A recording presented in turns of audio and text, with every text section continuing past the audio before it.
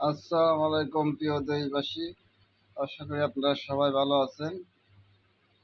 আমরা একটি স্বাধীনতার পরে একটি দেশ পেয়েছি। সে দেশের সে দেশের মাঝে আমরা বৈষম্যটুকু দূরত্ব রাখতে চাই না।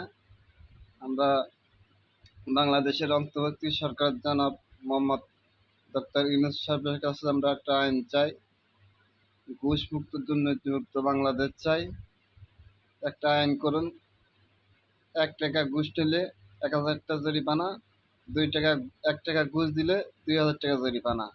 আইনটা আইনটা সম্পূর্ণ করে বাস্তবায়ন করে প্রজ্ঞাপন জারি করুন। বাংলাদেশের জনগণ আপনাদের কাছে এটাই চায়।